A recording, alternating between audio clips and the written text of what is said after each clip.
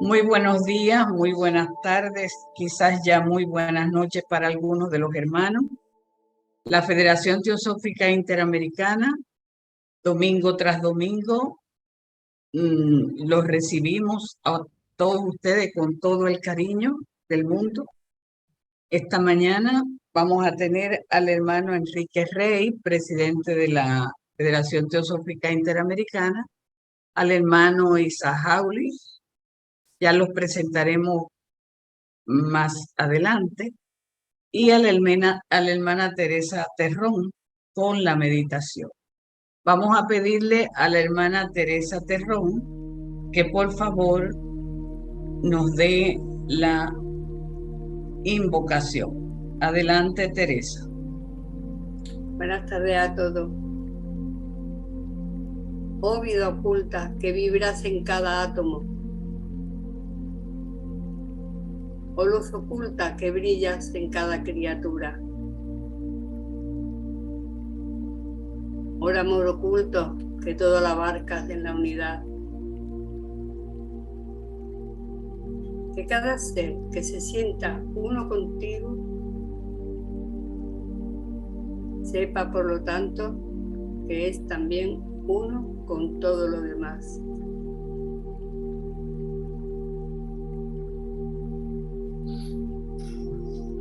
Paz, paz, paz.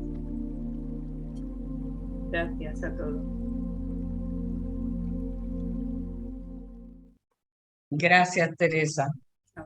Hoy tendremos al hermano, como les comenté anteriormente, al hermano Enrique Rey, conocido ya por todos los hermanos, y al hermano Isaac Jauli, también conocido.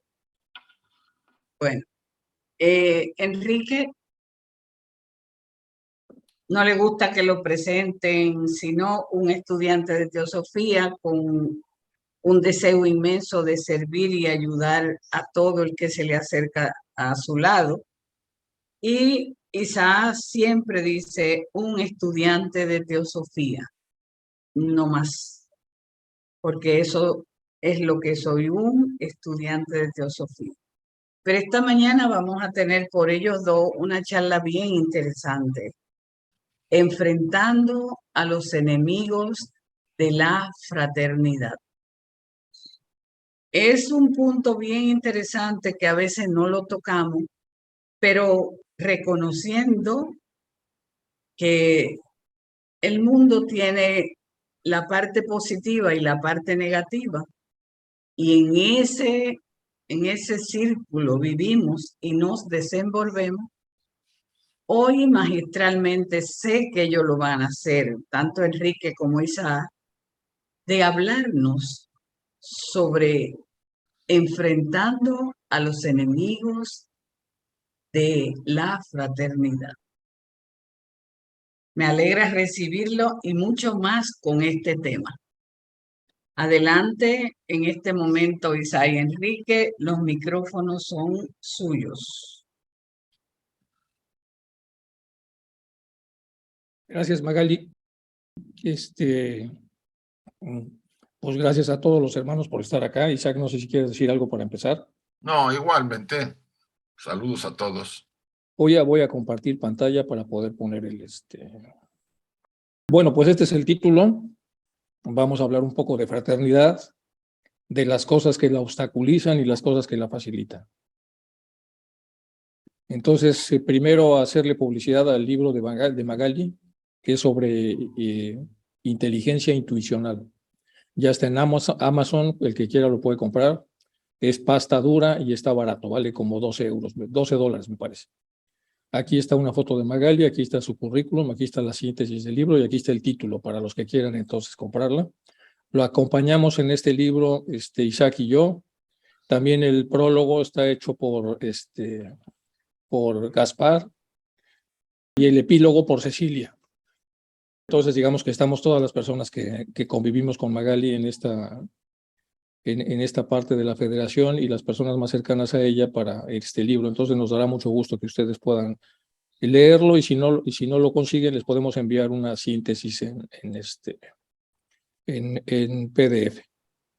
Y bueno, pues si les parece, empezamos entonces ya. Isaac, si quieres voy yo leyendo y vas Sí, opinando. sí. Bueno, hay que recordar entonces el contexto de la charla. El contexto de la charla es la teosofía.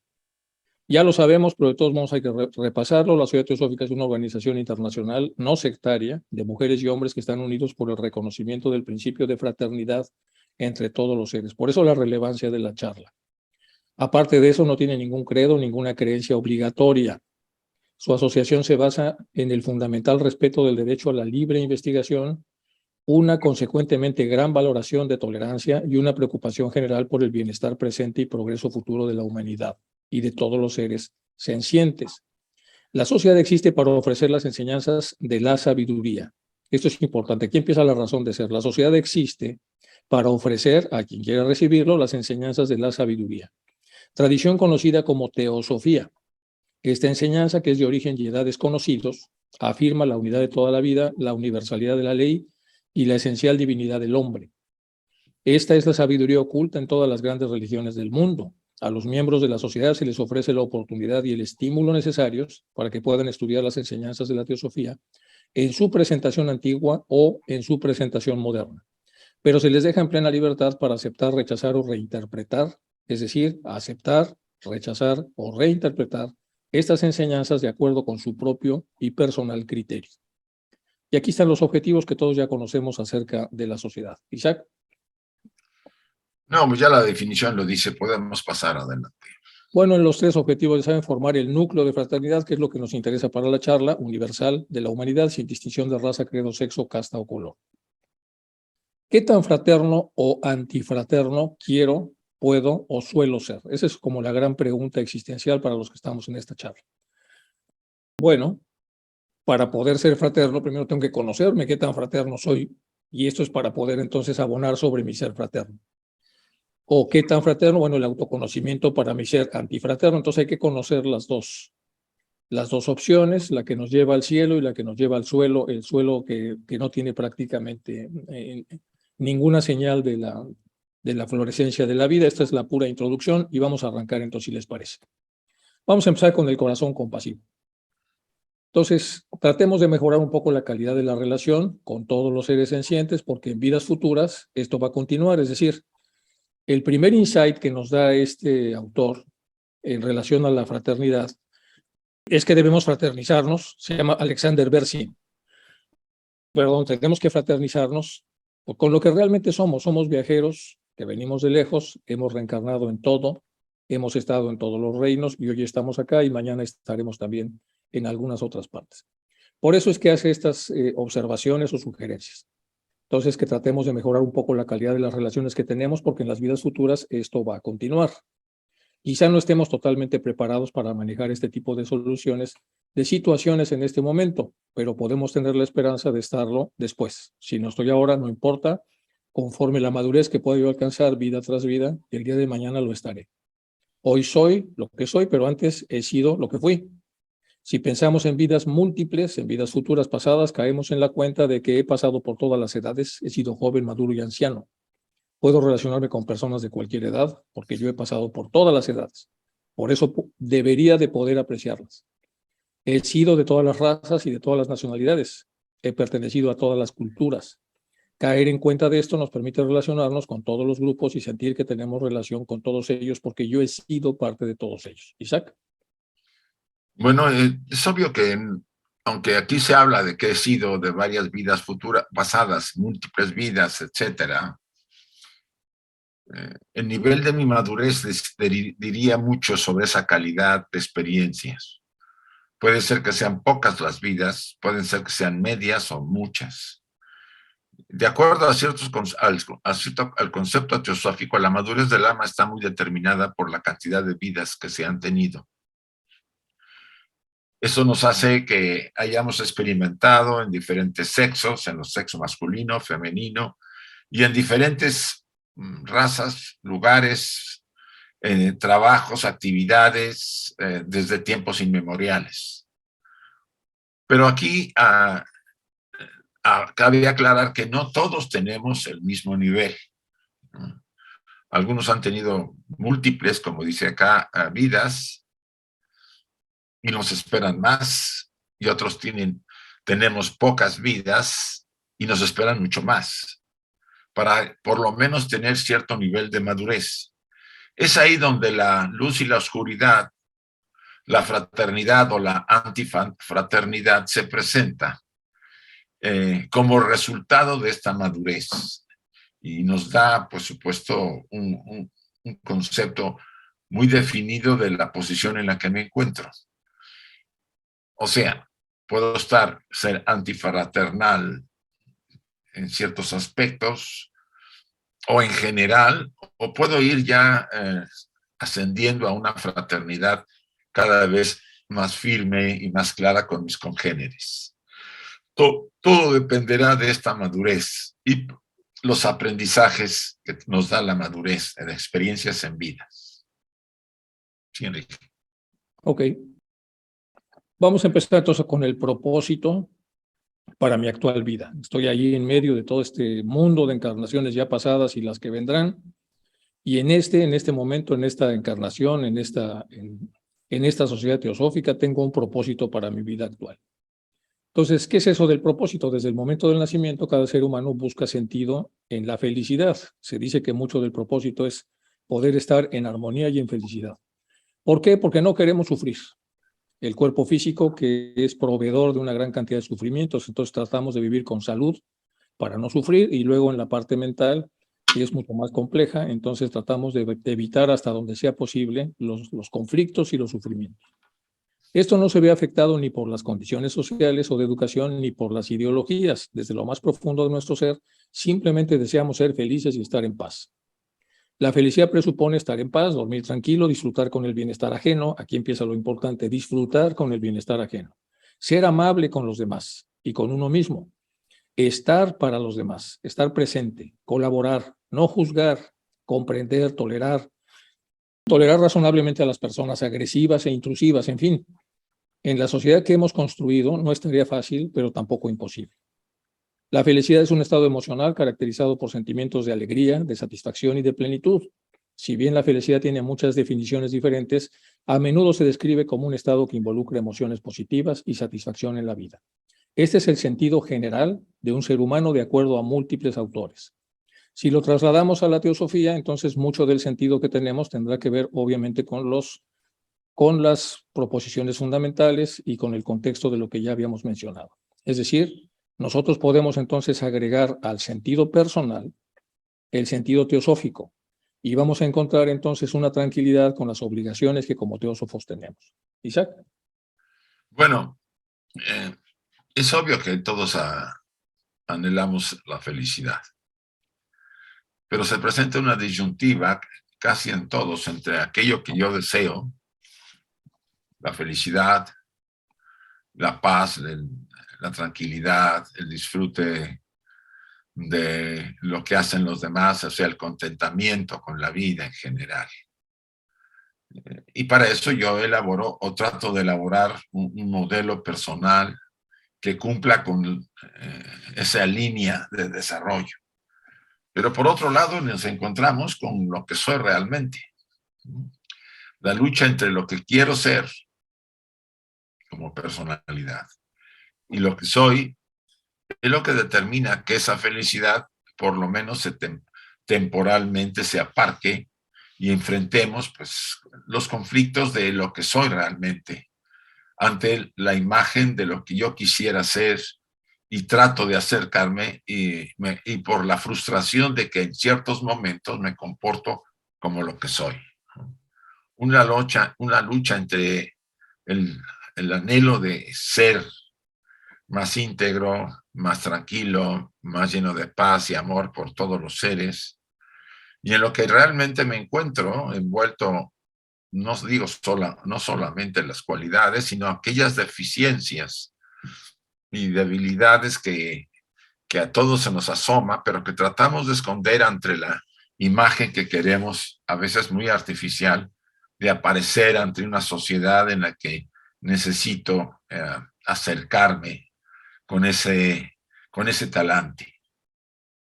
La fraternidad es un concepto que va ligado a esa felicidad, ¿no? el de ver a todos nuestros congéneres o nuestros hermanos en el mundo como parte de la gran familia a la que somos parte todos.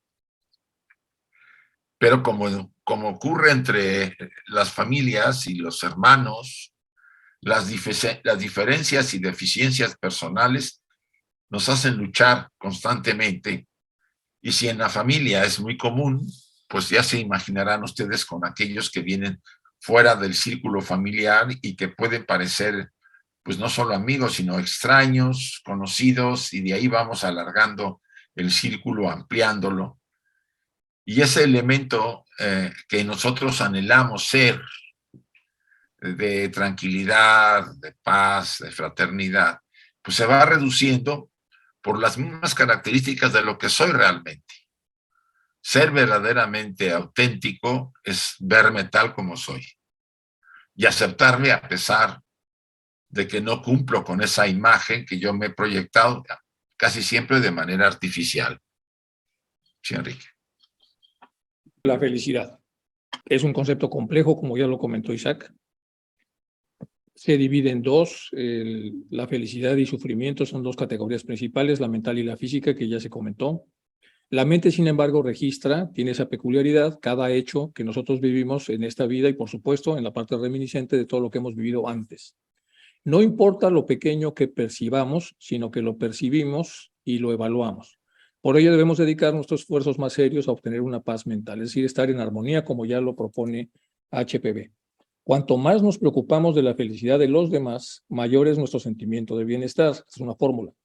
Cultivando un sentimiento cálido, cercano a los demás, automáticamente ponemos nuestra mente en un estado de calma. Es decir, tenemos que aprender a proyectar esta calidez y esta calma. Esto nos ayuda a remover todos aquellos miedos e inseguridades que podamos tener y nos da la fuerza necesaria para enfrentarnos a cualquier obstáculo que pudiera surgir. Es la fuente última de éxito en la vida. Mientras vivamos en este mundo, estamos destinados a encontrar problemas, es inevitable. Si en estos momentos perdemos la esperanza, nos desanimamos, disminuiremos nuestra capacidad para enfrentar a las adversidades, y aquí tenemos los dos primeros enemigos. Desesperanzarnos, desanimarnos, ¿en relación a qué? En relación a los dos objetivos importantes que tenemos. Primero, el objetivo como seres vivos, que ya lo vimos, que es encontrar una paz más o menos durable y perdurable, que no sea pasajera, y por otro lado, lo que tiene que ver con los ideales teosóficos. Entonces, si nos desesperanzamos, si nos desanimamos, empezamos ya con los enemigos a que podamos vivir una fraternidad de facto. Si por otro lado recordamos que no somos los únicos, sino que todo el mundo debe experimentar sufrimientos, esta perspectiva más realista de la situación aumentará nuestra determinación y capacidad para superar los problemas, como muchos otros lo han hecho. Es más, con esta actitud, cada nuevo obstáculo puede ser visto como otra oportunidad para mejorar, o por lo menos para intentar enfrentarlo. Isaac. Si pudiera yo intentar cultivar ese sentimiento cálido, cercano a los demás, ¿hasta qué grado puedo hacerlo? ¿Con quiénes puedo hacerlo? Probablemente con cierto grado, de más a menos, con seres queridos cercanos a mí, familiares, quizá también los amigos, ciertos amigos, con ciertos miembros de la misma sociedad y de otras sociedades que pudieran tener más o menos ideas compatibles con respecto a lo que practicamos, compartimos, discutimos.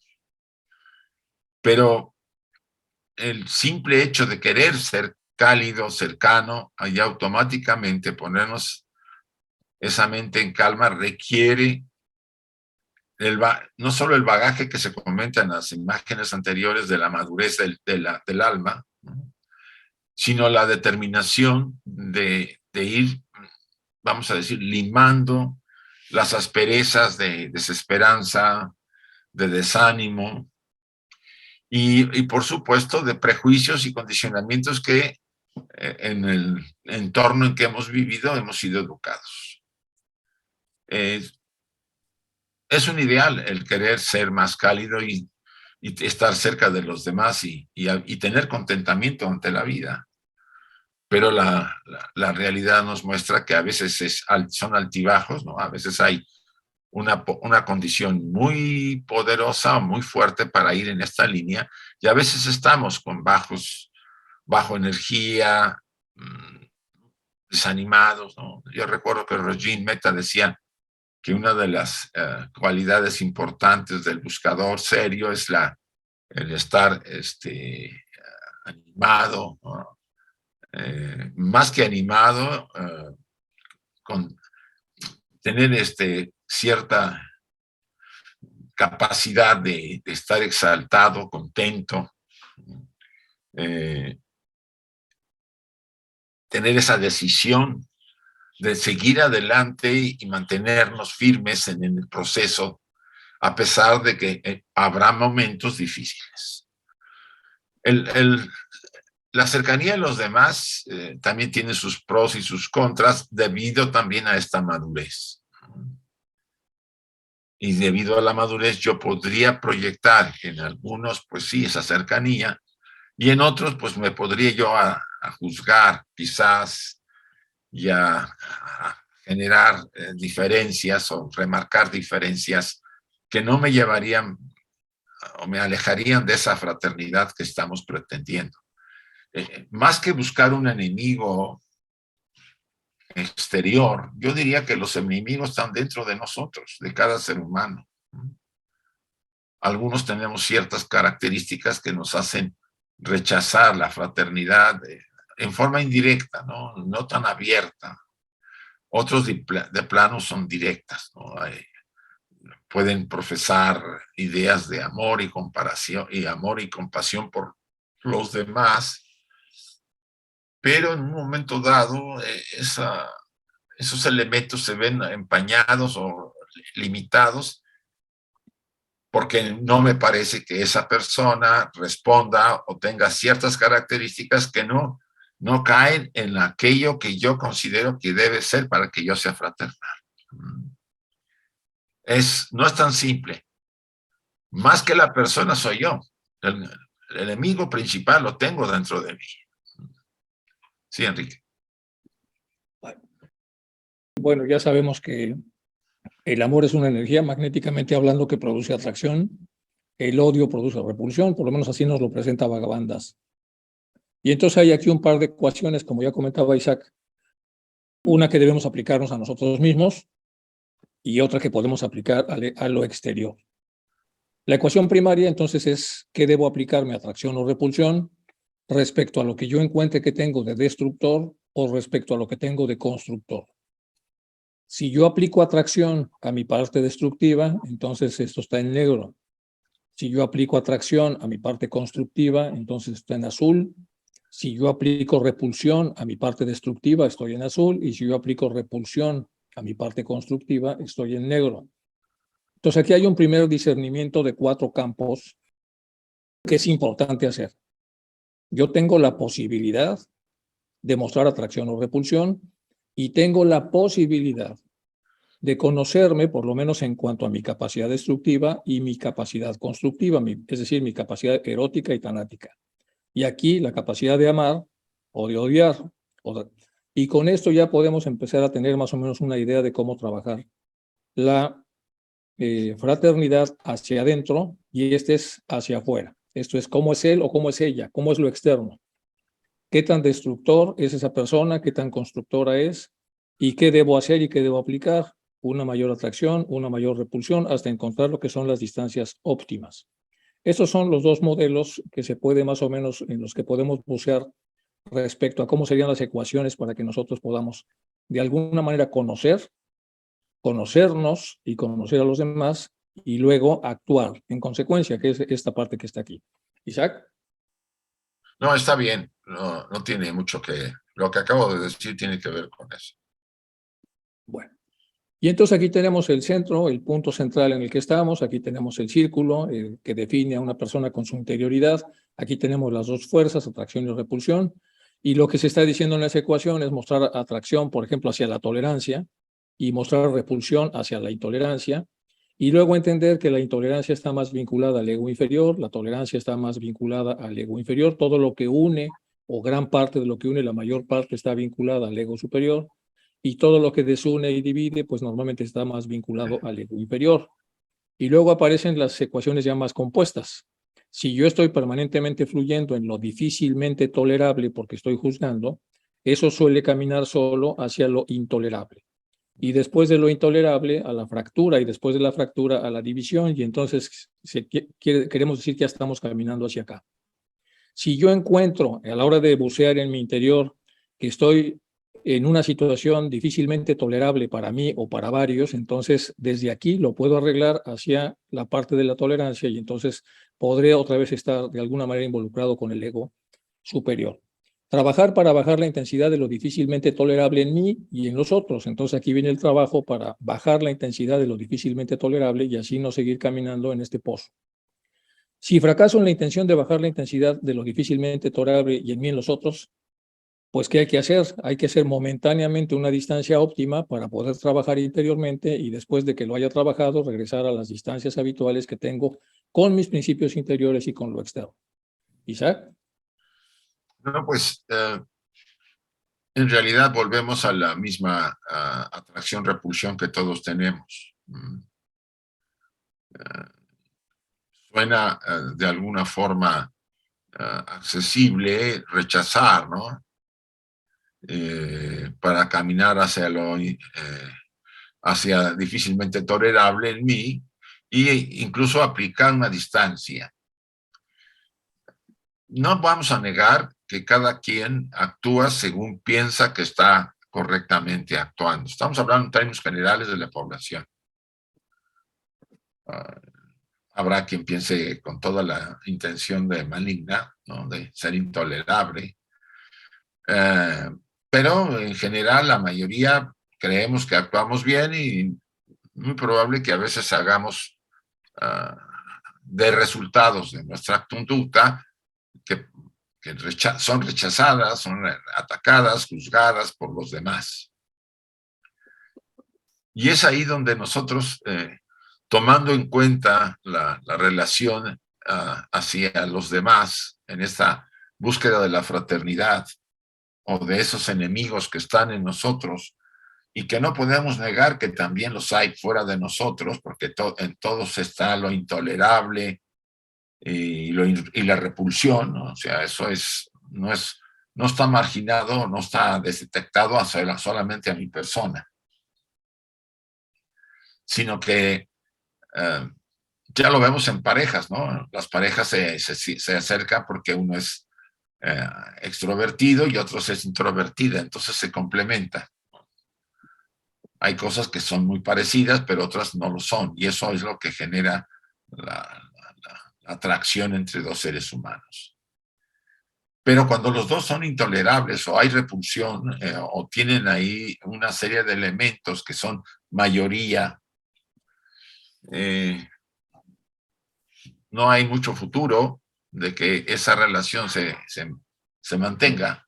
Puede ser que esté relacionada por interés mutuo de varios tipos, ¿no? Desde el tipo emocional hasta el tipo material, pero tarde o temprano podría haber un fracaso de esa intención de estar juntos cuando las fuerzas internas de cada uno son más hacia la repulsión, hacia al rechazo de ciertas características del otro, y tarde o temprano la intolerancia puede presentarse. Una solución, como aquí viene en el marco que presenta Enrique, se explica aplicar una distancia óptima, quizá temporalmente, para reflexionar, para entenderlo. Y esto sería en parejas o quizás hasta en amistades. Pero en las congregaciones de grupos que tenemos, en las sociedades en las que participamos, sea sobre todo de cualquier índole, incluyendo la teosofía y otras de carácter muy serio que existen en el entorno social, pues no siempre son compatibles nuestras formas con las de los demás. Aunque yo puedo hacer esfuerzos para poder ser más tolerante ante actitudes o conductas que generan repulsión, el hecho de acercarme y buscar un punto de coincidencia que nos enseñe, que nos da la práctica y la madurez personal. No significa que yo asuma que todo lo que es la otra persona está bien, sino simplemente que la práctica personal que se desprende de esa relación con alguien que me puede generar repulsión por ser intolerable, me ayuda a ir superando y equilibrándome. Sí, Enrique. Sí, esta es una ecuación compleja, pero realmente tenemos que hablar de ella porque tratamos de crear esos núcleos de fraternidad. Entonces, digamos que la ecuación empieza por aceptar y saber y aceptar que tenemos todos la opción de aproximación y repulsión. Después, una disposición a analizarnos, a examinarnos. Y según lo que examine, pues a trabajarme. Y antes de trabajarme puedo ver si estoy listo, acercarme. Si no estoy listo, trabajarme y momentáneamente alejarme y después acercarme, si no. Para tratar de hacer exitoso lo que es la construcción del núcleo de fraternidad. Necesitamos entonces herramientas para poder analizarnos y después de analizarnos empezar a medir la posibilidad de si somos realmente capaces o cuánto nos falta, en qué vamos a trabajar para que nosotros podamos tener los elementos necesarios para construir ese núcleo del que tanto se nos habla. Bueno, la repulsión con argumentos deformados, aquí hay otro problema. En la sociedad que hemos creado, de repente utilizamos argumentos que no son los argumentos apropiados, son argumentos deformados. Entonces debo confirmarlos, analizando cuidadosamente los contenidos de dichos argumentos. Después del análisis puedo confirmar o rechazar, después de que he analizado los argumentos que los demás utilizan o que yo utilizo. ¿Son argumentos para formar el núcleo de fraternidad o argumentos para decir que no estamos listos? Entonces, si confirmo, aumentaré la distancia y esperaré un mejor momento, ya lo vimos, si rechazo, disminuiré la distancia para afianzar una inclusión. Todo esto nos va a llevar a ser incluyentes o excluyentes. Al final es aprender a pensar libremente, conociéndonos. La meta es crear y cuidar el núcleo de fraternidad. Todo lo que pueda crear o cuidar tendría sentido existencial. El sentido existencial es examinarme para ver si realmente estoy abonando para construir este núcleo de fraternidad y yo mismo poner las distancias apropiadas para cuidar ese núcleo. Entre todos los teósofos, entonces, tenemos la obligación de poder entender la importancia de crear los núcleos de fraternidad y por lo tanto de analizarnos. Porque una vez analizados, entonces podemos ver en qué medida estamos contribuyendo para una cosa o para la otra. Esa es un poco la parte más mecánica o técnica. Yo creo que podemos pasar a la que sigue, Isaac, para pasarnos ya a otra. Ideas para la fraternidad con uno mismo. Bueno, aquí hay un concepto que se llama Maitri. Es una palabra de origen sánscrito, significa hacerse amigo de uno mismo. ¿Cómo le hacemos para tener buenos modales con uno mismo? Para despertar un amor incondicional hacia sí mismo, no un amor egoísta, sino un amor, es decir, aproximar nuestros principios internos para generar una estabilidad interior, lo que sería un amor incondicional a uno mismo, sin condiciones. Esto es lo que soy, a este punto he llegado, conozco la teosofía, sé que tengo encarnaciones previas, sé que tengo otras encarnaciones por venir, entonces lo que hago aquí es despertar una aceptación incondicional a mi punto, a mi momento, el lugar donde estoy, las personas con las que coexisto y convivo. A sentir a quien se es. Es mucho más que autoestima, es mucho más complejo esto que la autoestima, porque implica conocerse con otros conceptos, que no son los conceptos habituales que la psicología trabaja con la autoestima. Es una forma especial de autoafecto, de autovaloración y de disposición a cuidar de eso que hemos encontrado que somos. Se desarrollan cosas como autoternura, podemos ser tiernos también con nosotros mismos. Podemos trabajar la aceptación de lo que somos, el cuidado de nuestra dignidad, y esto implica un trato amable hacia quien se es, en una actitud cotidiana de benevolencia interior. Todo esto es la parte que tiene que ver con este concepto que se llama Maitri. El ejercer la no violencia dentro de uno mismo para vivir una cultura de gentileza, de bondad y de paz de uno hacia uno mismo. Es mirarnos con compasión y amor para construir una vida plena de significado. El proceso de ser amigables con nosotros mismos comienza con una mirada compasiva hacia lo que emerja, mientras tomamos conciencia de aquello que somos y hacemos. Y esto nos da entonces ya un modelo. Tenemos entonces una persona respecto a la capacidad, habilidad o la destreza para cuidar de sí mismo o para no cuidar de sí mismo. Entonces, en un Maitri muy superior, pues se cuida más de lo que no se cuida, en uno que es superior, en un medio, pues 50-50, y en un Maitri muy bajo, pues se cuida muy poco y se descuida muchísimo. Ahora, ¿cuidar qué? Pues todo lo que estamos viendo acá, que en la parte de atrás, al final de cuentas, trae una disposición al propio desarrollo. Entonces, esta es una de las muchas herramientas que nosotros podemos encontrar para que la persona primero se trabaje en lo interno y después ya lo podamos poner en el contexto de este núcleo una vez que la persona está plenamente entrenada en vivir este tipo de modelos hacia adentro para poderlos expresar después hacia afuera. Hacia afuera es exactamente lo mismo. Ahora, en vez de un autoafecto, es un afecto por los demás. En vez de una valoración positiva, es una valoración positiva de los demás. En vez de una disposición a cuidar de mí mismo, es una disposición a cuidar de los demás. En vez de una disposición a sentir ternura por mí mismo, es una ternura hacia los demás, etcétera, etcétera. Y así entonces vamos viviendo también los ideales de muchas de las personas profundas que han trabajado ese tipo de conceptos. Isaac. Suena, desde algún punto de vista, el tema de la fraternidad nos lleva a nuestra esencia, ¿no? A nuestra mónada. A esos niveles de la mónada, del espíritu, del alma y de la mente superior. El cuestionamiento sobre la fraternidad no existe, es fraternal. O sea, somos uno con la vida una, emanados de la fuente. Todos somos hermanos, unos que llegamos antes, otros que llegamos después, unos más viejos internamente, unos más jóvenes. O sea, la calidad humana en general en el mundo varía en diferentes grados de llegada a ser seres humanos, por lo menos en esta época. La enseñanza oculta nos dice que en los primeros periodos de las razas, la tercera raza fue cuando gran parte de los seres humanos nos convertimos en seres humanos porque no teníamos la mente y la adquirimos. Y el punto más bajo de la materialidad se realiza en la cuarta raza atlante, ¿no? A mediados. A partir de ahí estamos ascendiendo lentamente hacia lo espiritual, dejando la materialidad y ascendiendo hacia lo espiritual. Pero no significa que todos lo hacemos en el mismo grado y en el mismo nivel de desarrollo.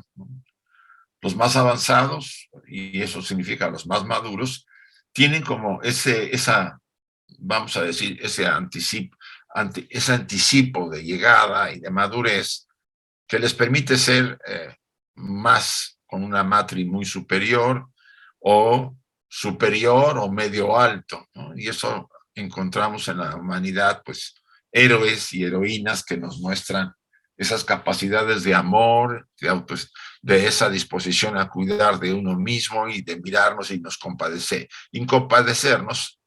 Y por supuesto proyectarlo hacia los demás, porque no vemos los demás. Los demás soy yo. Vemos esa unidad de vida en todo. Y los demás no existen como seres separados, sino como un conjunto de vida una, que todos estamos en un movimiento ilusorio para desarrollarnos. Y eso a nivel personalidad no es tan claro como es a nivel la parte superior, lo llamada triada superior, la triada divina. La estructura personal, pues, tiene deficiencias por las mismas características de estarnos envueltos entre la luz y la oscuridad, ¿no? Entre la sombra de la oscuridad y la luz de la bondad y de la armonía. Las dosis que todos poseemos dependen de las vidas que hemos tenido y cómo hemos experimentado, y la ley kármica que está modelando nuestros destinos. Es ahí donde se produce la intervención de la mente, las emociones y el modelo de la estructura personal que se confronta con uno mismo. Porque yo quisiera ser mejor de lo que yo me veo. Me veo con muchos defectos, con deficiencias, y yo tengo la visión de ser mucho mejor de lo que soy. Pero ni acepto lo que soy y no puedo conseguir lo que quisiera ser. Y ahí es nuestra lucha continua de la gran parte de los seres humanos. ¿no? A pesar de que estemos tratando de hollar un sendero especial, un sendero de crecimiento y desarrollo. A veces el desánimo, la falta de energía, las problemáticas de la vida diaria, ¿no?, que enfrentamos ahora, sobre todo en esta época, pues nos desaniman y nos hacen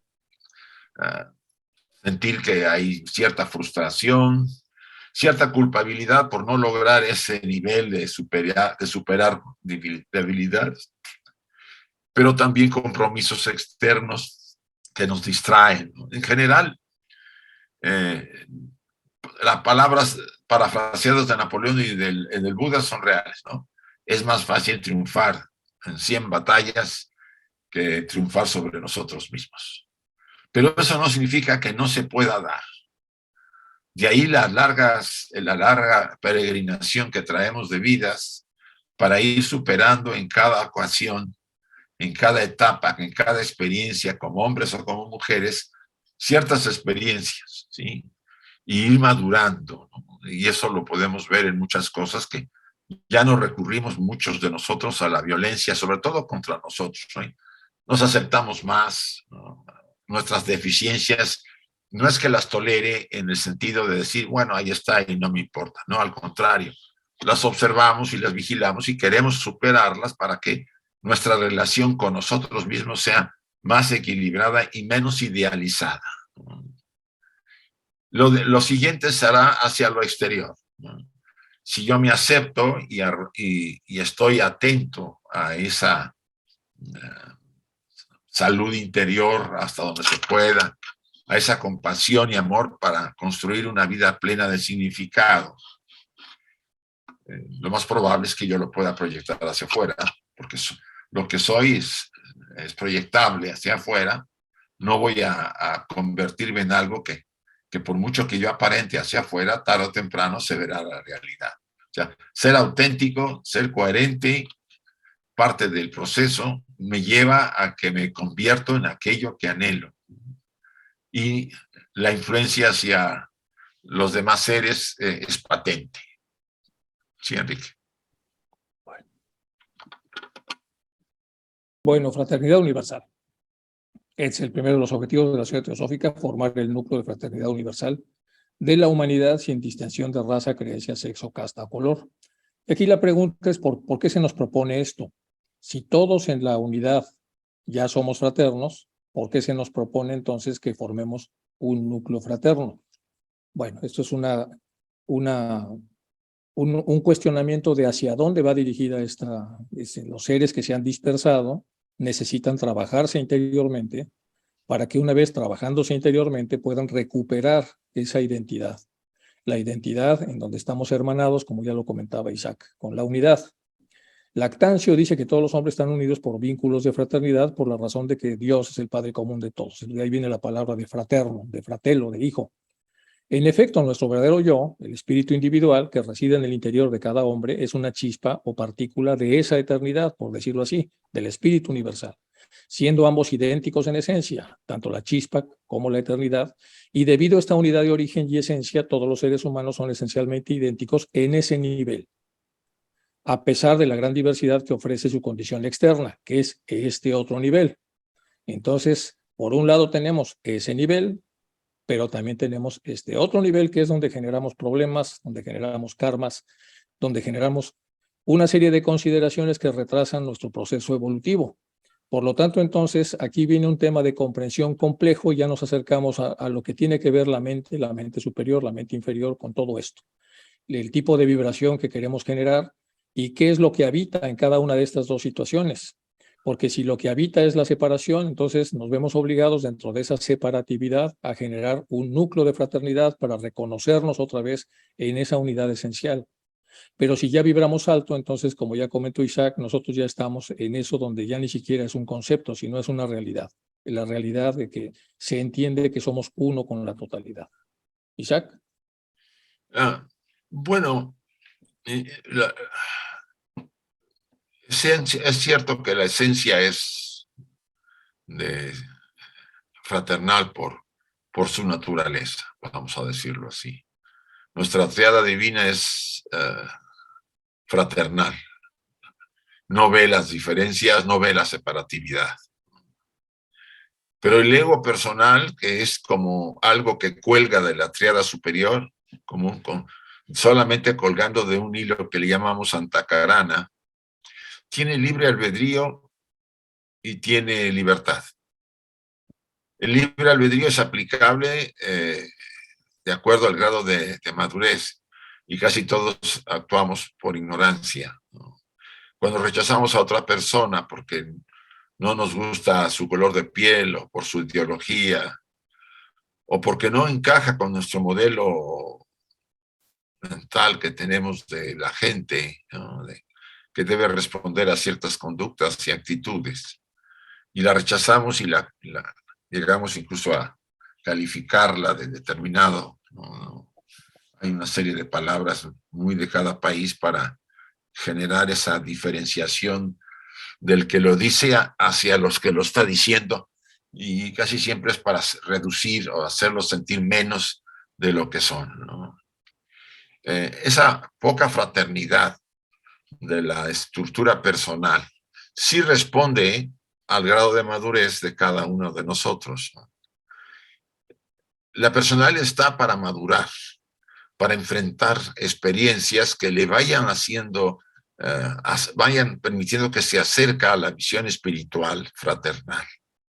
Podemos tenerlo como concepto, ese tema de la fraternidad. Los miembros de la sociedad pues, lo hemos estado estudiando, diferentes autores nos hemos leído que han hablado de ella, Annie Besant, la señora Blavatsky, Annie Besant, Olcott, y no solamente han hablado en sus libros, sino que lo han mostrado con los ejemplos prácticos de sus vidas. Pero ¿qué ocurre con los estudiantes que estamos en la sociedad? Pues nos encontramos que el grado de desarrollo y de influencia de esa fraternidad divina que está en nosotros no es lo suficiente, porque la madurez de la personalidad es baja. Su ignorancia, sus pocos deseos de ser mejores, el de vivir un poco llevado por los deseos, las apetencias, las debilidades y la influencia del entorno, que es muy fuerte, ¿no? Entonces, me dejo llevar por la ola de interés social y poco me preocupo, ¿no? de ver quién soy y de qué puedo superar para estar en la gran familia, porque una cosa es que se diga que somos fraternal y otra cosa es estar dentro de la fraternidad. Sí, Enrique. Okay. Bueno, para encontrar sentido, entonces ya vimos que el sentido es para recuperar el sentido que tiene el yo superior. Tenemos que hacer un proceso de búsqueda, de ver alguna técnica para encontrar ese sentido de lo superior. Es preciso aprender a pensar, a utilizar la mente correctamente, porque ya lo explicó Isaac, la mente tiene dos porciones, entonces tenemos que aprender a utilizarla completa, correctamente, y para eso existe la filosofía, es la herramienta milenaria para hacer esto. Algunos historiadores han atribuido a Pitágoras de Samos el origen de la palabra filosofía, y esta es la historia. El motivo de esta atribución se sustenta en una leyenda según la cual el rey Leontes, que gobernaba los Fliacos, preguntó en una ocasión a Pitágoras a qué se dedicaba él, y Pitágoras, que no quiso presentarse o ostentarse como un sabio, contestó con modestia que era solamente un aficionado, un estudiante de filosofía, aspirante, amante, amigo del saber. Cierta o no aquella legendaria alusión al posible origen de este término evidenciaba ya el fin último de la filosofía, que no es otro que anhelar la sabiduría, mostrarnos como estudiantes de algo tan inmenso que jamás podremos abarcarlo, y entonces en esa vibración estudiantil buscamos la verdad sin pretender poseerla. Cuando pretendemos poseerla, bajamos en esta escala de la mente al yo inferior. Cuando estamos como buscadores de la verdad, estamos entonces en cualquier parte de ese trayecto, pero siempre observando a que la realidad y la sabiduría se encuentran en la parte superior. Entonces, esto es parte de la recuperación del sentido. El sentido es convertirnos en estudiantes y evitar todos estos proselitismos o excesos en donde nos mostramos como poseedores o sabedores prácticamente de todo. Hay una frase muy bonita de Chuck Gallagher que habla a este respecto. Dice, si estás verde, estás creciendo. Si estás maduro, te estás pudriendo. Entonces hay que estar un poco verdes para ver como buscadores la cantidad de cosas que hoy sabremos y que mañana sabremos más y después sabremos más y en las siguientes encarnaciones también. Bueno, esta historia me pareció muy bonita de Pitágoras para compartirla con todos. Isaac. Bueno, el tema de la sabiduría no es tan baladí, ¿no? Es una de las características de la parte divina en nosotros, ¿no? Pero la sabiduría, a diferencia del conocimiento mental, o de la reflexión, de la racionalidad,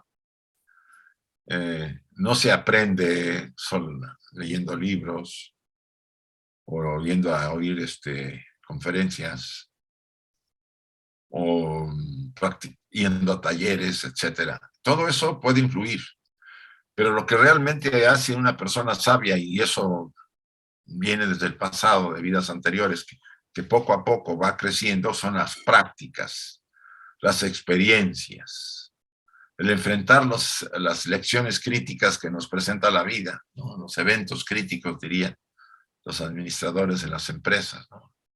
Todos hemos tenido eventos críticos en nuestra vida, ¿no? Un evento crítico es un evento que desestructura mucho de los que somos para responder de una manera u otra. Un accidente, una enfermedad, una ruptura, un robo. Todo eso muestra ciertas características internas y además me da esa visión de la experiencia después de haber resuelto favorable o desfavorablemente, ¿no? Siempre habrá un elemento de experiencia y de decir, así no lo vuelvo a hacer la siguiente ocasión si me vuelve a ocurrir. O sea, constatar que la sabiduría se viene formando en el sentido de la experiencia. Es un desarrollo experiencial ante la vida y sus retos, ¿no? Ante aquellas pruebas que vamos pasando. Contrario al razonamiento, a la mente concreta con sus elaboraciones de estudios que tienen siempre el sentido de darnos una visión, pero no nos dan la sabiduría, nos dan el conocimiento. Y podemos ser eruditos, gente que sabe mucho de muchas cosas, pero como seres humanos somos como cualquiera porque podemos cometer los actos más bajos y más degradantes, ¿no? Entonces el erudito no escapa de ser solamente un cúmulo de información, a la diferencia del sabio, que puede que no haya mucha información, pero tiene todo ese bagaje de experiencia que le da una visión de las cosas de otra manera. Ve a todos los seres y a la naturaleza como una vida una que se está desenvolviendo en diferentes características, etc. Enrique. Bueno, la síntesis de este slide es que debemos beber tanta filosofía como podamos porque nos ayuda a pensar, nos ayuda a discernir, nos ayuda a entretejer una mayor conciencia de lo que es la vida última, y esta ha existido de siempre. Entonces simplemente tenemos esta herramienta. Hay muchos libros que hablan de esto y que son gratuitos en internet. Entonces algo que debemos hacer es encontrar a sus filósofos favoritos, bucear un poco en ellos, encontrar los que les vaya mejor a cada quien para poder descubrir y continuamente descubrir cosas. La teosofía, como sabemos, es un estudio comparado de ciencia, religión y filosofía. El sentido o razón de ser es, otra vez, todo es para qué nosotros tratamos de hacer el estudio comparado de ciencia, religión y filosofía, para construir ese núcleo de fraternidad. Aquí está la ciencia, idealmente investigaba para conocer y publicaba para compartir. Eso ya se ha cambiado, lamentablemente. La religión ofrece un sistema de creencias, muchas de ellas sustentadas por sus místicos, cuyo sentido es construir una moral, ética, y ofrecer a sus feligreses ideas sobre la naturaleza humana y sus fines últimos. También se ha modificado. Y la filosofía, puede parecer que hoy, cuando la ciencia ocupa la primacía en el conocimiento, la filosofía es algo superado, pero en realidad la filosofía toca lo esencial de un ser humano y está constantemente actualizándose. La filosofía desarrolla pensamiento crítico, que lo necesitamos como teósofos, reflexivo, analítico, con una visión ética y una orientación moral que proporcione recursos para vivir mejor a título individual. Y una vez que comparamos todo esto, entramos en la sabiduría profunda de la propia teosofía para empezar a desarrollarnos y poder activar entonces las potencialidades latentes que todos los seres humanos tenemos. Isaac.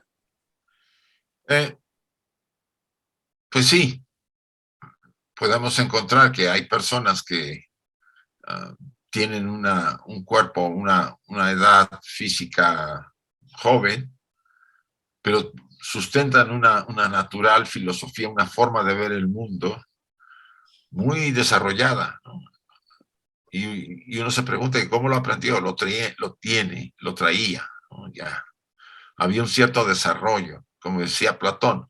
No lo estudiamos y lo descubrimos, sino lo recordamos. El conocimiento vuelve a nosotros. Y también hay gente mayor, ¿no? Gente como nosotros, mayores, que aparentemente tendrían, por la edad, por los años, pues las muchas experiencias que les da cierta forma de ver el mundo con mayor reflexión, más analítica, un pensamiento más profundo, una visión ética muy elevada, y no sé, ser más ecuánimes y coherentes, y nos encontramos que actuamos a veces como adolescentes, ¿sí? Adolescentes que aún no estamos en las etapas de madurez, ¿no? No sé. Y eso se ve frecuentemente en nuestra sociedad, ¿no? Una sociedad en que, debido a muchos elementos, entre ellos a una gran cantidad de almas jóvenes que están ahorita encarnadas, y después de remate los medios que existen para mover a la sociedad, pues se busca que poco se interesen en el conocimiento, en la práctica, en la filosofía de la vida. Pues solamente buscamos soluciones rápidas, automáticas, no pensamos ni reflexionamos en la gente que nos gobierna. Lo que queremos es que nos resuelva un problema, y a veces si recibimos un dinerito, pues ya con eso nos damos por satisfechos, aunque la persona no sea la adecuada. O sea, hay poca capacidad de cuestionamiento, y eso redunda en un bajo nivel de visión muy materialista y muy limitada.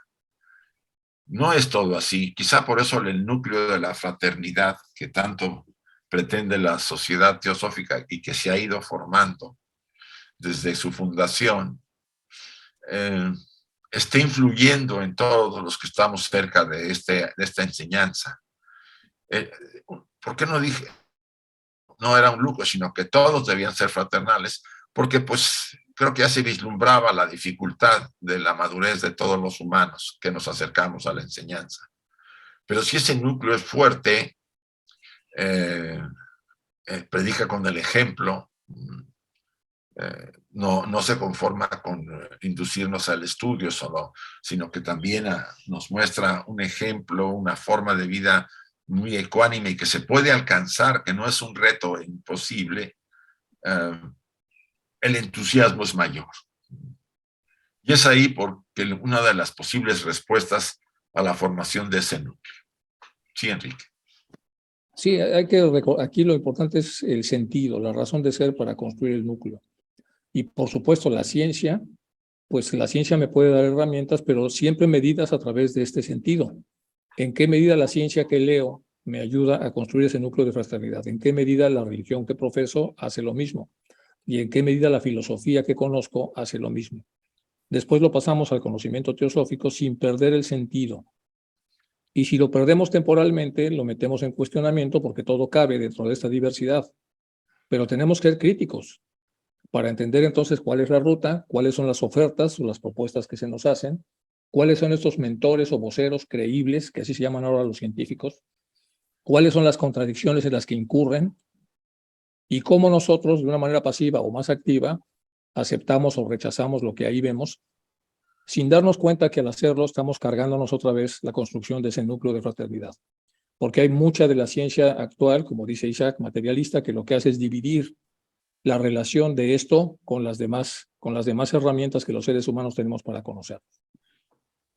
Y aquí una declaración de HPB de Nisi Simbel. Desde que la ciencia hirió mortalmente a la teología, diciendo que la religión se basa en el misterio y que el misterio es incompatible con la ciencia, ha variado en curioso aspecto la mentalidad de las clases cultas, que parece como si se sostuviesen sobre un pie en una maroma tendida del universo visible al invisible, en el continuo temor de que el cabo prendido de la fe se soltara de pronto y cayeran todos en el abismo de la aniquilación. Esto dice Blavatsky en Isis sin Velo. Y es correcto. Desde que la ciencia hirió mortalmente a la teología, ¿cómo la hirió? Diciendo que la religión solamente se basa en el misterio y que el misterio es incompatible con la ciencia. Desde ahí hizo una división. Y si hace una división, ya estamos fuera del sentido. El sentido de la ciencia que no fomenta la unidad, sino que lo que fomenta es la separatividad. Bueno, yo creo que podemos pasar a la que sigue, Isaac, a menos quieras comentar alguna cosa de esta. Sí, no, porque la misma religión también ha hecho separatividad, ¿no? Alegando Claro, que solamente los que pertenecen a cierta línea son religiosa los buenos y son los los demás los buenos. malos. Sí, sí, sí. Y los malos son los demás. Eso es otra forma de dividirnos. Sí, sí, sí, sí. Eso viene de lejos y al final por eso hay que buscar el sentido. Y el sentido es la formación de un núcleo de fraternidad. No a golpes, sino un núcleo de fraternidad en donde la persona convencida por los argumentos que se tienen, por los voceros apropiados, entonces pueda colegiarse y unirse a través de este sentido. Bueno, este es un modelo para poder entender un poco cómo caminar. Tenemos la mente inferior, que sabemos que está fuertemente influida por Kama, y sabemos que su misión, su objetivo, es trabajar los deseos de objetos que previamente son ansiados y que pueden ser difíciles de conocer, de conseguir. Entonces, esta mente inferior, a través de esta tríada, que sería mente, Kama y deseos, estos tres, luchan por conseguir esos objetos que son ansiados y difíciles. Por eso, Lao Tse, lo vamos a ver un poco más adelante, lo que dice es que evitar entonces evitarle darle de comer demasiado a esta estructura porque va a luchar por conseguir lo que previamente ha observado. Entonces, consigue no hacer sufrir a otros en la lucha. Si esto ocurriera, está de color azul, porque bueno, si ya se metió en esa refriega, pues por lo menos que no haga sufrir a los demás. Pero antes podría ser no luchar por conseguirlo. Yo sé que tengo ese deseo de ese oscuro objeto, pero he decidido no luchar por conseguirlo. Se reprime la energía y se convierte en una enfermedad psicosomática, es posible. Y lo otro es que no se retiene la energía, es decir, la persona lucha por no conseguirlo sin necesidad de reprimirse. Pero si se reprime va a generar una enfermedad psicosomática con toda seguridad. Entonces aquí el secreto es no luchar por conseguir ese objeto oscuro y no retener energía. De esa manera entonces aquí se detiene el proceso. Y aquí hay un deseo de objetos sin contrincantes. Bueno, si sí lucha por conseguirlo, bueno, por lo menos la meta es no hacer sufrir a otros en esa lucha. Si hace sufrir a otros en esa lucha, pues va a generar karma. Y en el futuro le harán sufrir por otros en la lucha, en las luchas futuras. En este karma, entonces, hace un mal uso del objeto y entonces hace más karma. Y aquí tenemos entonces la persona que en vez de acá se fue para este lado. Y finalmente consigue el objeto deseado. Entonces, otra vez aquí junto al karma, detecta, castiga y hace sufrir a los demás aspirantes, que en este momento se convierten en sus contrincantes. Y después de hacerlo sufrir, consolida su posición de fuerza. Después de consolidar su posición de fuerza, hace un buen uso del objeto que ha conseguido y ayuda a los demás. Está otra vez en azul. Se desprende del objeto cuando llega el momento de hacerlo, o no se desprende del objeto cuando llega el momento de hacerlo y trata de eternizarse en ese cargo, en ese puesto, en ese lugar, en esa ciudad, en esa lo que fuere. Y entonces los rojos tienen que ver con incrementos de la influencia de Kama y los azules tienen que ver con el incremento de la influencia de lo superior. Una vez que consigue el objeto, entonces, deseado, no consolida su posición de fuerza, es decir, la comparte con los demás, pero puede ser atacado por otro aspirante que ha visto la debilidad o que ha evaluado como debilidad el que esta persona no haya consolidado esta posición de fuerza.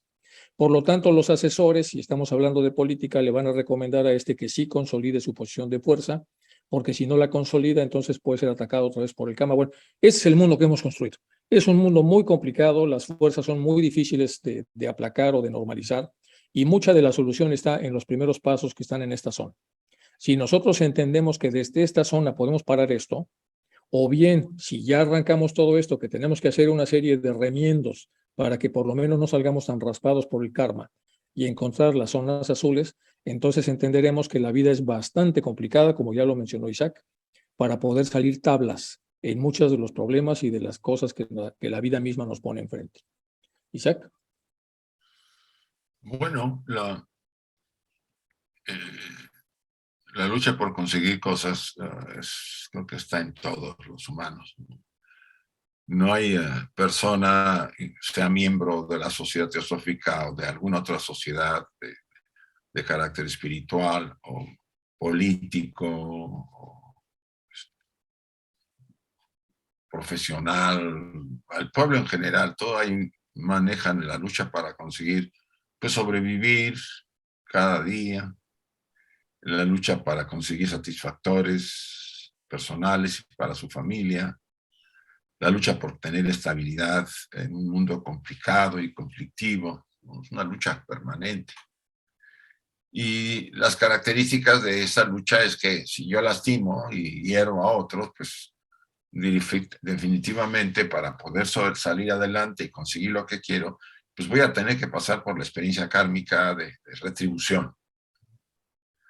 Consigamos o no consigamos el objeto, la retribución siempre estará presente, porque si lo conseguimos y los fines que le damos son positivos, pues tendremos el beneficio de un karma muy elevado. O de lo contrario, a veces no se disfruta de ese karma en esta vida. Hay seres que hemos conocido o hemos escuchado en noticieros, ¿no? que fueron ejemplos desde que entraron a la vida social o la vida pública, y que sus vidas personales no dejaban de ser ejemplo también desde que eran jóvenes o pequeños, y los vemos involucrados, incluso sin que ellos hubieran deseado, solamente por tener objetos deseados por otros grupos, en una serie de actos violentos e incluso la muerte. Uno dice, bueno, ¿y aquí cuándo está la ley? ¿No? ¿Cómo está funcionando? ¿No? Pudiera tener que ver con el paso del karma pasado, que hay muchos factores que interfieren en nuestra vida. Pero lo interesante aquí es que no hacer mal uso de aquello que yo tengo, hacer un buen uso, ya determina el grado de madurez y de compartir lo que tengo, pero en una posición sólida.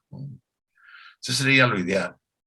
Y de ahí pues hay una graduación hasta de todos los seres que se acercan a conseguir, sea sabiduría, sean cosas subjetivas o objetivas en el mundo. Y así lo podemos ir hasta en el campo espiritual, ¿no? Hay quien destaca en el campo del desarrollo interior, del desarrollo espiritual, y también despierta envidias y problemas en su camino por ser capaz de conseguir cierta posición o ciertos objetos espirituales, vamos a llamarlo así. O sea, no está fuera del contexto humano este tema. Sí, Enrique. Bien, ya vimos este algoritmo. Y ahora, pues, el famoso Antakarana, que está en la parte más abajo, en la parte más superficial, y es una serie de slocas, de puntos, de áreas, de planos, todos unidos a través de una serie punteada en donde hay una unión magnética entre cada punto, lo cual constituye un hilo hasta llegar entonces a la parte superior. La tendencia a la reconciliación razonable está arriba, la tendencia al conflicto está abajo. Si quieres, pasamos a la que sigue, nada más una parte visual. Esto otra vez lo integrado y unido, como ya comentaba Isaac, que está vinculado a la parte superior, y lo disperso o dual. Si nosotros bajamos vibracionalmente abajo, entonces tenemos de alguna manera que volver a unir todas estas diferencias para poder después subirlas a la estructura superior. Son nada más esquemas para estar un poco en el... Y ahora vamos con a meternos un poco con Bhagavan Das, a ver si nos da tiempo a avanzar un poco con Bhagavan Das. Relaciones con superiores. ¿Se acuerdan ustedes que Bhagavan Das, para poder hablar de las relaciones que tenemos los seres humanos con otros seres humanos, lo divide en relaciones con personas a las que consideramos superiores a nosotros, con iguales y con inferiores? Entonces, y luego nos va diciendo de alguna manera cómo se trabaja emocionalmente, cómo se trabaja la parte emocional en los seres humanos para poder estar más o menos en armonía. El superior no puede tomar del inferior y acrecentar así la inferioridad de este. Es decir, cuando un superior abusa del inferior, se acrecentaría la inferioridad del inferior y se generaría entonces una mayor desigualdad. Tal absorción no es posible en el caso de recíproca igualdad. Si hablamos de recíproca igualdad, la absorción de cosas del inferior no cabe. Y otra vez vemos cómo Bhagavan Das utiliza siempre el sentido. El sentido del desarrollo interior es conseguir la recíproca igualdad. Por lo tanto, tomar demasiado del inferior e incrementar la desigualdad no tiene sentido. No tiene sentido con el buscador que busca una igualdad recíproca. Resulta, por lo tanto, un razonamiento, una especie de círculo vicioso. Cada uno no puede quedar absorbido en el otro, sino solamente uno de los dos en el otro, en lo que se infiere que únicamente el superior puede darse al inferior para que el inferior crezca. Así pues, el significado del amor, en este caso, es la benevolencia. Después busca él el término, el concepto, sobre todo el concepto occidental, es un gran divulgador para los occidentales, y el concepto que encuentra es el benevolente, porque la benevolencia nos hace vibrar de una manera que podamos entender lo que él está tratando aquí de explicar. ¿Qué ocurre en lo concerniente al odio, es decir, a la repulsión? Los iguales no pueden dañarse mutuamente mientras subsistan como tales, es decir, como iguales. Y claro es que el menor no puede aniquilar al mayor, entre comillas. Así que en el caso del odio, solamente el mayor podría privar de la vida al menor. En este aspecto, el odio significa orgullo. Y aquí entonces hay montones de historias en donde el superior, en vez de aplicar benevolencia con los fallos del inferior, lo que aplica es orgullo, crueldad, castigo, y lo que hace entonces es prácticamente o destruirlo o expoliarlo. Entonces todo el expolio que se hace de lo inferior, y eso puede ser hasta la misma naturaleza, está vinculado a lo que aquí está tratando de explicarnos Bhagavan Das. ¿Cómo lo aplicamos esto en términos de la fraternidad? De alguna manera la fraternidad va a tener que ver con algunos de los conceptos que Bhagavan Das nos da para que nosotros entendamos cómo la construcción o el buceo que nosotros hagamos sobre estos conceptos nos pueden ayudar a construir ese núcleo de fraternidad que requerimos. Isaac. Aquí me recordé ahorita los dos ejemplos o tres respecto al que tiene más y el que tiene menos, ¿no? En el campo una vez en el ejemplo como los tenistas, ¿no? El tenista que juega tiene un nivel muy elevado y juega con alguien que no lo tiene tanto, el que no tiene tanto ese nivel tiende a subir cuando juega con alguien que juega mucho mejor que él. Aunque también el que juega mucho tiende a bajar. ¿No? Mucho, pero disminuye su calidad porque se enfrenta a alguien que está muy abajo de la calidad que tiene. Yo aquí, en ese sentido, podríamos poner más ejemplos, ¿no? Como el médico que está de alguna forma equilibrado para poder ayudar a sus pacientes. Pero si el médico está tan desequilibrado como sus pacientes, a pesar de que pudiera ser desde un punto de vista que le da recetas y les recomienda cosas, pues el paciente no tendrá demasiado beneficio, dado que el sujeto que le está recomendando cosas está en la misma vibración o más o inferior en ciertos aspectos a los pacientes. Esto puede servir como un ejemplo de lo que aquí Bhagavan Das nos quiere decir, ¿no? ¿Qué podemos hacer en el caso de la fraternidad? La persona fraternal, o por lo menos que tiene un elevado grado de fraternidad, puede influir en los que no lo son tanto. Al entrar en contacto con seres que no son tan fraternales como lo es él, y aunque él no se proponga hacer cambios en ese sentido, sino simplemente ser como es, tiene que influir en los que no son fraternales, tanto como él. De ahí que el núcleo de fraternidad verdadera, o sea, sólido, fuerte, verdaderamente formado por ese núcleo de individuos que tienen esa solidez fraternal, puede influir mucho más para todos los demás que en diferentes grados se acercan y arrastrarlos hacia dar un paso en sus propios procesos, ¿sí? Aunque ese núcleo tenga que estar retroalimentándose para mantenerse en cierto nivel. Es lo que puedo decir. Ok, vamos.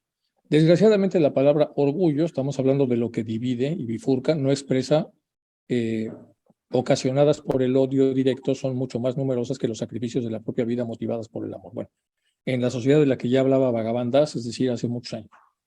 Casos de odio indirecto son los asesinatos por robo, celos, cuando el separado del yo busca su propia comodidad y deleite o la de los suyos. Existe entonces el deseo de obtener algo que causa placer y regalo en la vida física, pero como es un deseo separado del yo, exclusivamente para su provecho y no un deseo del yo uno, en vez de resultar en unión de los separados yoes, surge entre ambos un conflicto cuya manifestación es el odio. Si no surgiera tal conflicto, el odio permanecería latente en el fondo sin salir a la superficie. Y aquí nos está dando muchas de las ideas de lo que en el psicoanálisis normalmente comenta. Los caníbales, al decir de los viajeros, tratan a sus víctimas con suma solicitud y ternura. Las ceban cuidadosamente sin que en sus relaciones se advierta prueba alguna de odio. Pero en cuanto la víctima se resiste a la inmolación, estallan en una especie de cólera y de odio. Así lo confirman los viajeros en relatos que no pueden comprobar que no se puede comprobar por la personal experiencia, y por lo tanto daremos ejemplos que estén a la vista de todos. Aquí lo que está hablando Bhagavan es que hay cosas muy complejas en el mundo. El mundo ha creado muchos elementos que nos separan y que nos dividen. Muchas cosas de las que solemos hacer, muchos de los rituales en los que estamos metidos, muchas de las prácticas que solemos realizar, ya están vinculadas con una serie de recetas que llamamos condicionamientos, y que una vez que nos subimos a ese tren terminamos por sentirnos separados de todos. Lo cual entonces aquí está poniendo un montón de ejemplos de cuáles son los móviles de ese tipo de recetas y cuáles son los resultados de ese tipo de recetas. Y en general hay un montón de historias sobre tribus caníbales, o por lo menos de tribus muy agresivas como los cafres, que hay un relato portugués de los portugueses entre los cafres, de la cantidad de cosas que hacían y barbaridades, y la crueldad y en general todas las cosas que demanan de subirse en ese sistema, en donde uno pierde la noción crítica de lo que uno hace por sumarse a un grupo que hace una serie de cosas que no son necesariamente las correctas. Es más o menos lo que está tratando aquí de explicar Bhagavan Das. Son solamente 2 slides para que veamos que no lo tenemos tan fácil. La construcción de núcleos diferentes de fraternidad son una especie de oasis dentro de este mar tan complicado, a través de los cuales podemos atraer a las personas para que practiquen una serie de fórmulas diferentes, en donde la tarea es encontrar los puntos de unión, encontrar los puntos de acuerdo, ser críticos respecto a lo que ahí se dice, pero al final de cuentas vivir una expresión de unión como normalmente no pasa en los entornos a los que nosotros pertenecemos. Isaac. Bueno, la separación del yo tiene, ya lo hemos hablado hoy en el taller que teníamos aquí en Cáceres, tratamos ese tema. Si no hay separación del yo, si no nos sentimos separados de nuestra divinidad interior, poco podríamos evolucionar desde un punto de vista personal.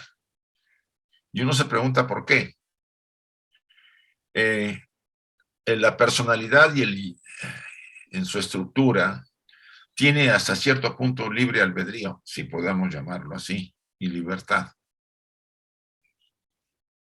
Y está de alguna manera solamente conectado con la divinidad que tiene por un puente, llamamos Santa Carana, un hilo. ¿Y por qué así? ¿Por qué no haber nacido sin ese puente, unidos ya a la mente superior? Porque no habría evolución, dado que seríamos ya seres divinos por la influencia de la tríada superior sobre el cuaternario. O sea, ya estaríamos espiritualizados, si queremos llamarlo así. Entonces, la naturaleza o las jerarquías que formaron esta estructura idearon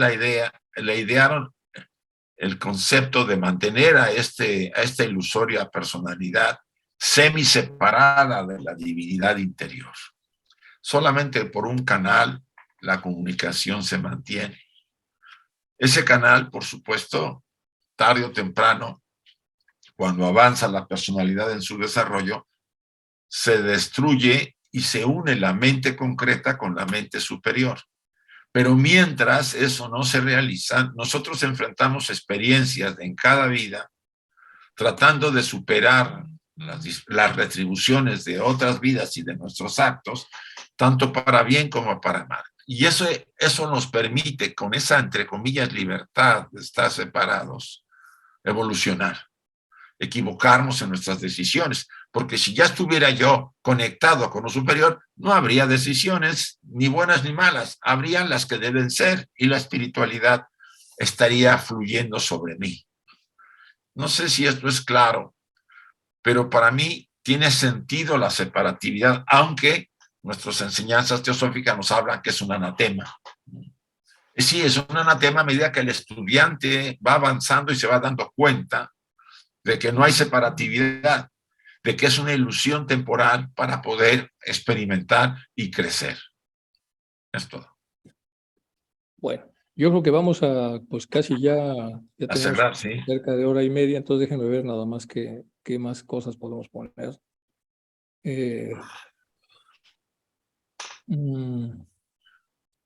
Estos son un poco más complicados de explicar.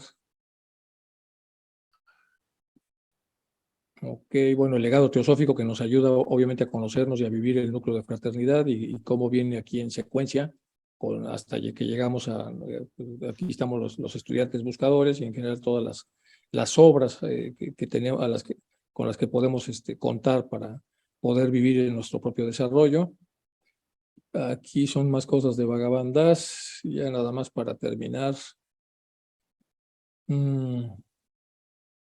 El famoso monólogo de Hamlet, en donde dice cómo trabajamos si le hacemos frente a las vicisitudes del destino y o dejamos o apechugamos lo que nos pasa.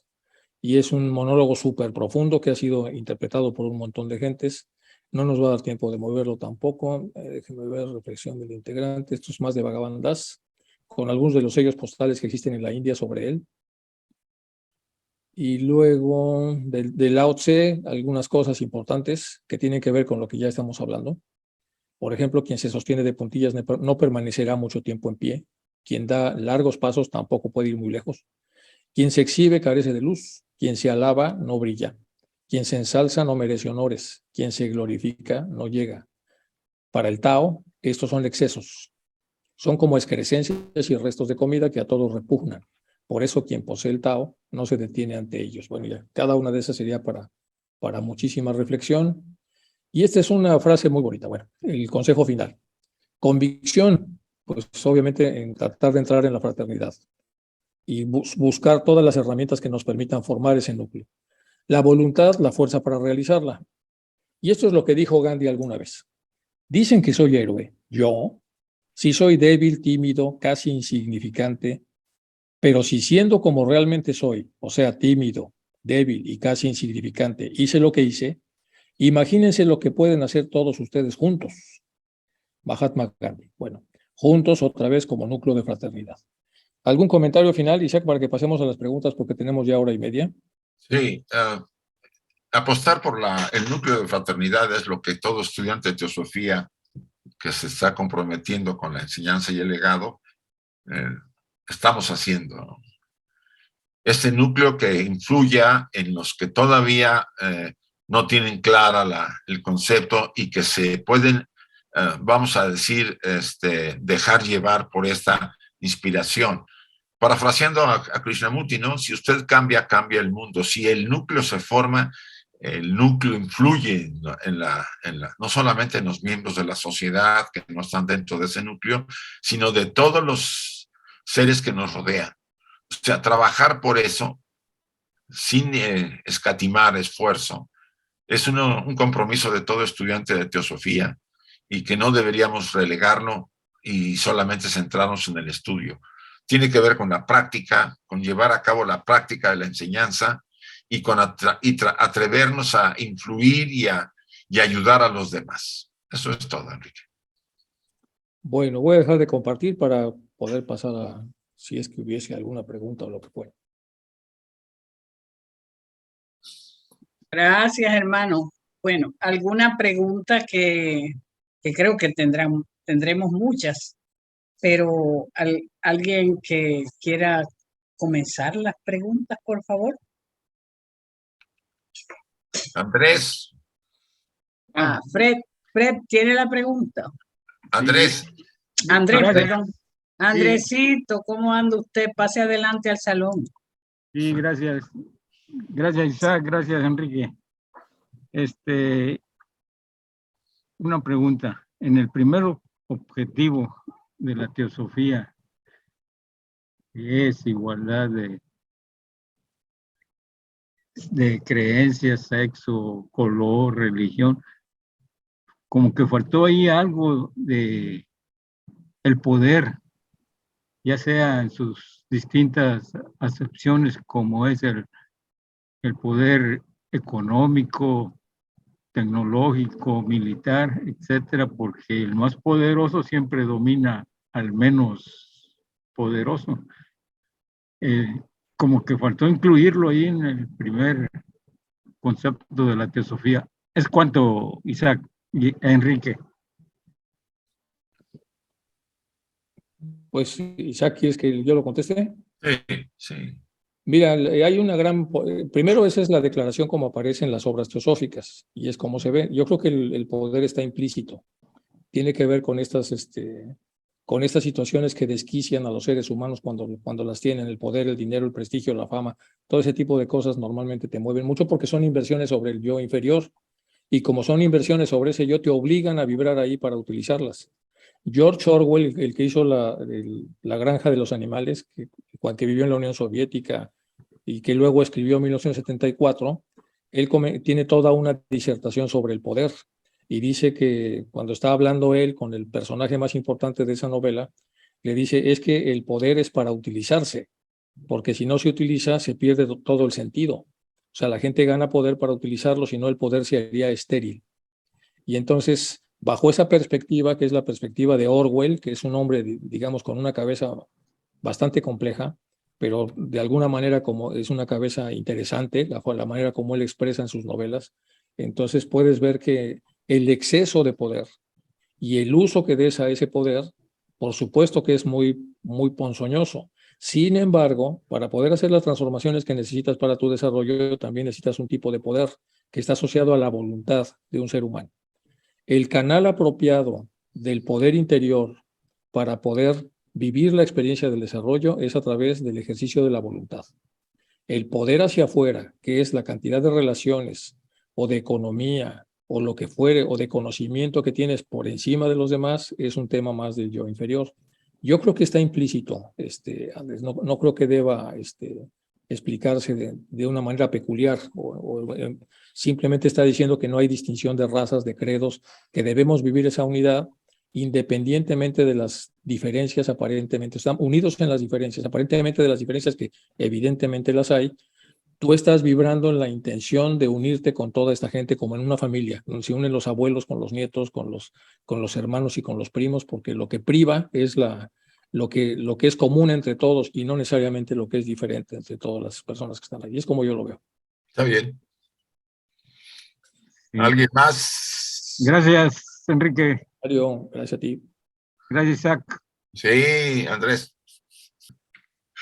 Es inevitable el tema de no tanta fraternidad como uno quisiera, ¿no?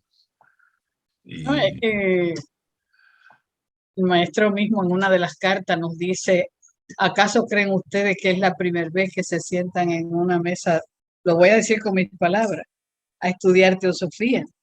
Y a veces los grandes conflictos que hay en reuniones teosóficas por los desacuerdos, sí, y los egos exaltados, ¿no verdad?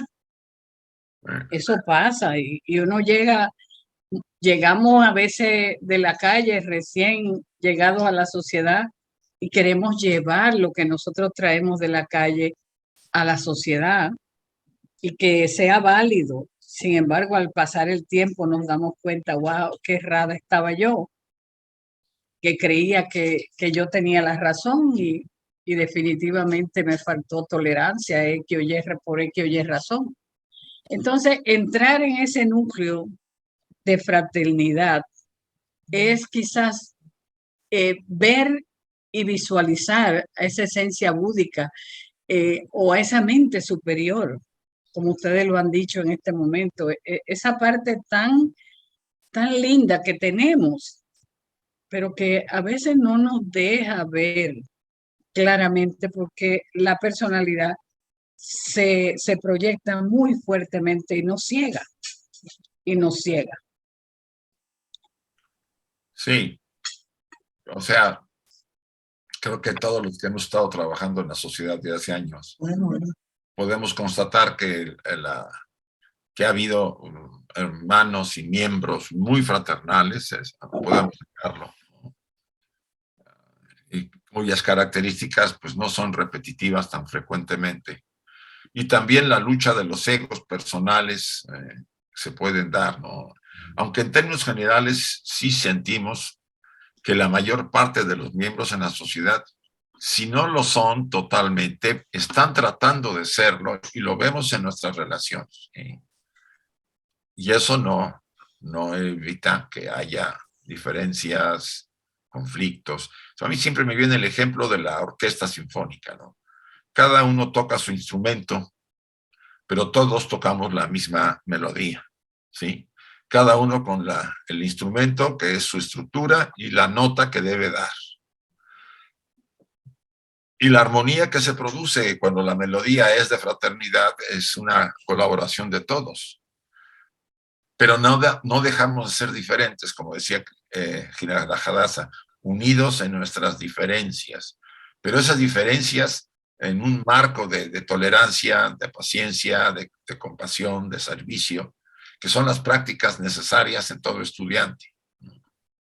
Sí, yo confío y pienso que tarde o temprano ese núcleo irá aumentando, influirá mucho, no solamente en los miembros, sino en los no miembros, ¿no? Porque el ejemplo cunde. Muy bien, pues, Claudia. Claudia Granado, por favor, pase adelante a la sala. Hola, ¿qué tal? Buenas tardes, buenos días, saludos a todos. Yo solamente quería comentar que desde que estoy ahora sí asistiendo con ustedes a todas estas magníficas charlas, conocimiento, pues sí, puede ser que falte y como todavía no soy miembro, pero porque todavía como que no me siento muy digna, así se los voy a decir tal cual, de ser miembro de la Sociedad Teosófica. Porque no, pues sí me falla mucho todo, todo, pero estoy en el intento. Y lo único que les puedo decir es de que es cierto, tal vez falle un poquito la fraternidad, pero está ahí, está presente, la siento, y yo que lo veo, simplemente trato de aprender de todos ustedes todo. Es como una fuente, yo así lo veo, así como lo dicen, es como una fuente donde trato de aprovechar cada gota que a la vez es diferente, y de todas aprendo.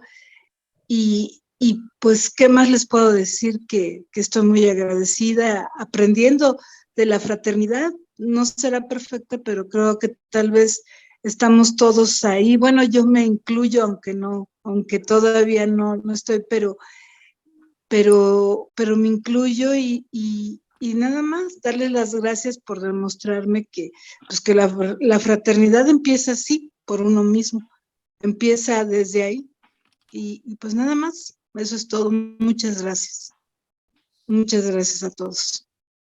Gracias, Claudia, gracias. ¿Alguien más, por favor? Bueno. Sí, muy buenos días. Nuestra querida Eugenia. María Sandra de Guatemala. Eugenia. Adelante, Guatemala. Buenos Pase días, a la Enrique. sala. Gracias. Muy buenos días, Isaac.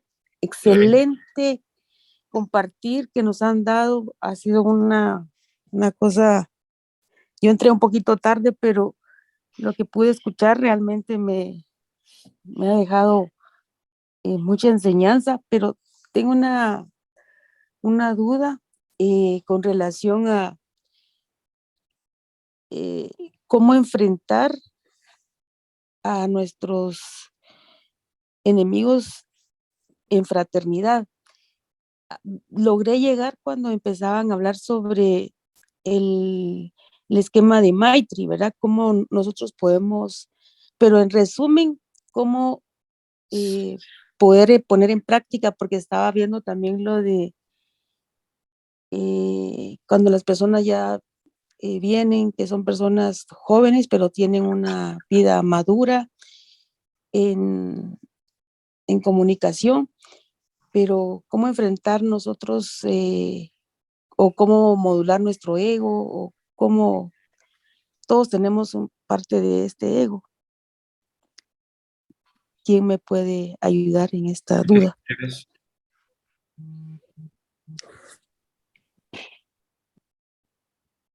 Mira, pues viene el desarrollo de toda la charla. Sí, sí. ¿Quieres verla con calma, cuando la suban a internet? YouTube. Realmente los enemigos son todas las cosas que te lleve al yo inferior y que te enganches toda la encarnación con esas cosas.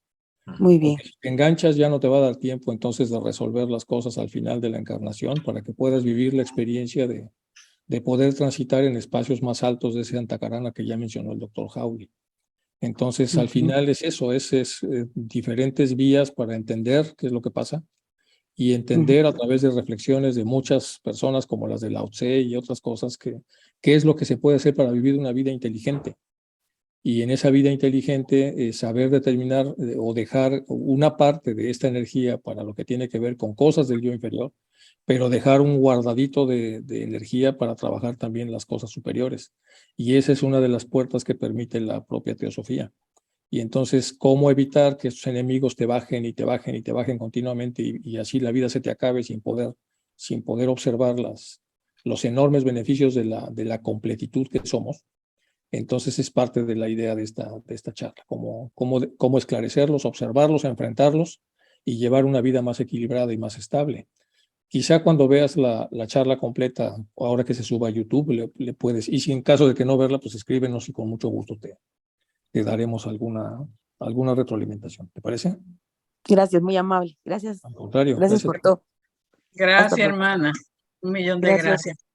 Bueno, si no tenemos más preguntas, vamos entonces a dar las gracias a nuestros queridos hermanos para despedirnos. Alguien en el chat, Magali, puso que pues por favor, no lo puedo leer si tú eres tan amable. Bueno, alguien puso que por qué no veíamos también La Ciencia de la Paz de Bhagavan Das, que es un libro muy interesante y que tiene un montón de cosas muy bonitas, y habla de muchas cosas que también habla él en otros libros, como las relaciones del yo y del no yo, y etcétera, pero al final está hablando como también de la armonización de los principios internos que ya mencionó Isaac, y luego tiene algunas frases muy bonitas en relación a que cómo se indigna uno desde su conciencia axiológica superficial cuando ve uno una tremenda injusticia entre una persona que tiene todo y otra que no tiene nada.